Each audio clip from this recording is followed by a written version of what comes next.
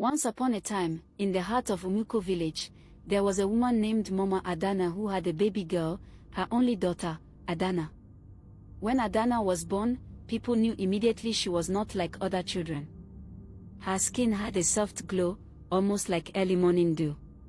Her hair shone like wet black silk, even though it never touched water.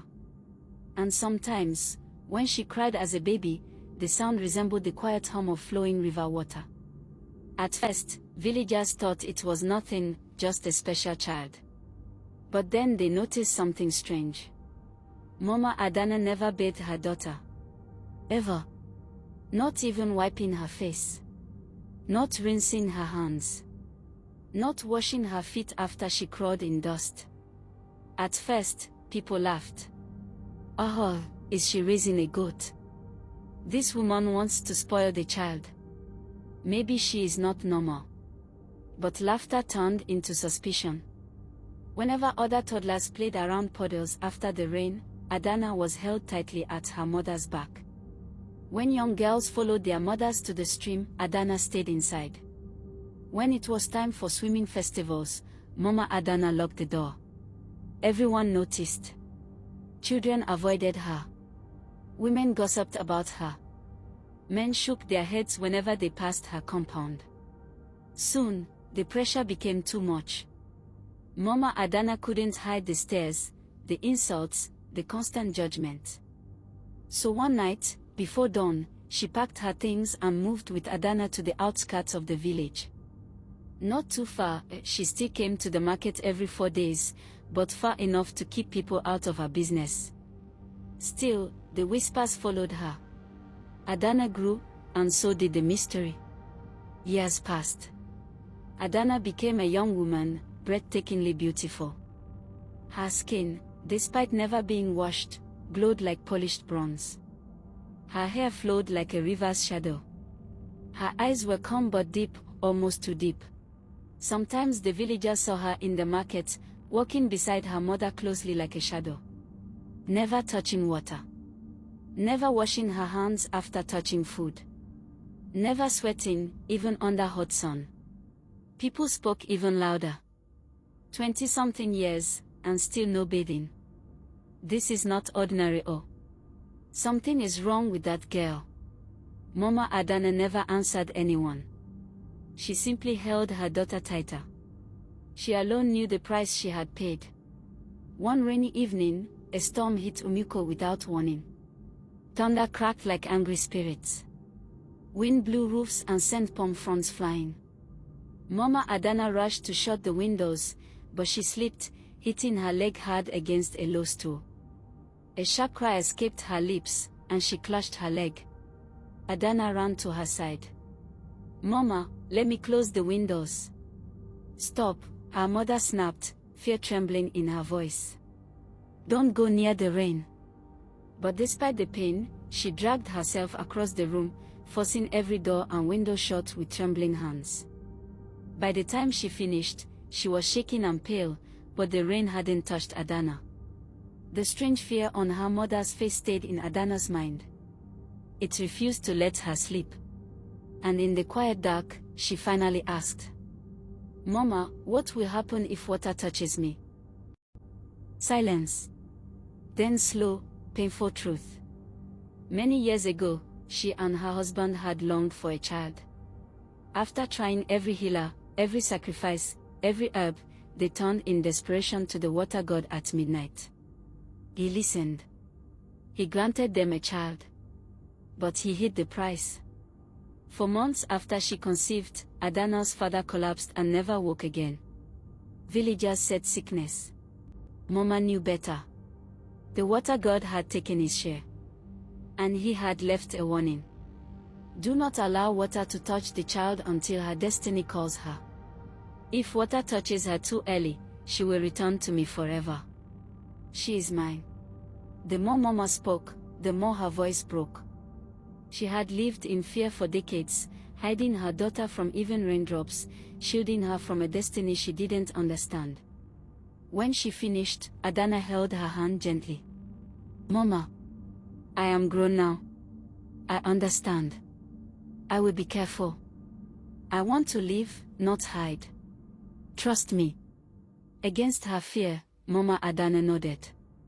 And so the next morning, for the first time in her life, Adana stepped out alone. Villagers paused mid-step. Some gasped. Some greeted her cautiously. But she simply smiled and walked on. Soon she met Obinna and Amora, childhood friends who welcomed her with warmth and curiosity. Obinna was kind and gentle, always finding reasons to walk beside her. Amora, lively and clever, grew close to her quickly. To Adana, it felt like discovering a sister she never had. But while Adana opened her heart, Amora hid hers. For Amora had always loved Obinna, and Obinna's eyes were now on Adana. Jealousy dug its claws deep. It started innocently. One afternoon, as the girls rested under an udala tree, Amora tilted her head and asked, almost casually, "Adana, why don't you ever touch water? Even to wash your hands? People are talking." Her tone was soft, curious, harmless. Adana hesitated at first, but Amora's eyes were warm, and her smile looked sincere. She felt safe. She felt understood. So she opened her heart. She told Amora about her strange birth, about her father's death, about her mother's warning, about the curse that hung over her life like a shadow. She spoke in a whisper, afraid of being mocked, but Amora held her hand and nodded slowly, pretending to be touched. But inside her heart, she rejoiced. She finally had something powerful. A secret she could twist. A weakness she could use. And that same night, jealousy hardened into decision. Days later, she told Adana she wanted to show her a beautiful place by the riverbank. "We won't go near the water," she promised, voice sweet as palm wine. "Just to look." Adana believed her. They walked together, hand in hand, like sisters. But when they reached the river, Amora's smile tightened. She told Adana to stand on a small flat rock near the edge while she fetched something.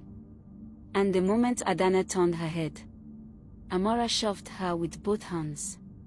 Adana slipped. The water swallowed her whole. Amora didn't scream.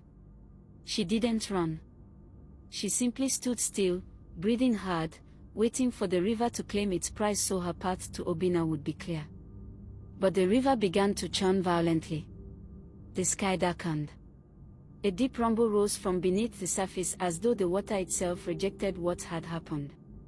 And then, the impossible occurred. Adana emerged, not drowning, not fading, but glowing like moonlit water. The curse had shattered. Because her fall was not destiny. It was treachery. The water god's voice echoed through the crashing waves only she could hear. Evil cannot claim what innocence protects. You were not taken by fate, but pushed by jealousy. You are free. The water released her gently onto the riverbank. Amora fell to her knees, trembling, unable to understand how the river had spared her. Adana looked at her, not with anger, but with a sadness that pierced deeper than hate. "All I wanted was a friend," she whispered. Obinna and other villagers, drawn by the storming river, arrived in time to see Amora confess through tears and Adana standing radiant and unharmed. And for the first time, Adana touched the river with her own hand, cool, cleansing, harmless. The curse was gone. But the lesson remained. The village learned not to judge what they didn't understand. Mama Adana learned that love cannot hide a child forever. And Adana learned that not every smiling face is a loyal heart. But she also learned that destiny, no matter how twisted, can be rewritten. She returned home, water drying on her skin, ready to live, not in fear, but in freedom. And Mama Adana, seeing her daughter alive and glowing, wept until her body shook. This time, with relief. Some said the water god watched over her. Some said destiny had changed its mind. But Adana knew the truth. Moral of the story: don't judge a person's actions when you don't know the battles they are fighting. Every blessing comes with a price, Be careful where you seek help. A mother's love is powerful, sometimes stronger than destiny itself. Jealousy and betrayal can never triumph over a pure heart. Protect what is precious, and trust carefully, for not everyone who smiles is a friend. Thanks for watching. Please subscribe for more epic tales. Your support means a lot to me. Now tell me in the comments. If you were in Adana's place, would you have trusted Amora with your secret, or would you have kept it hidden forever? Why?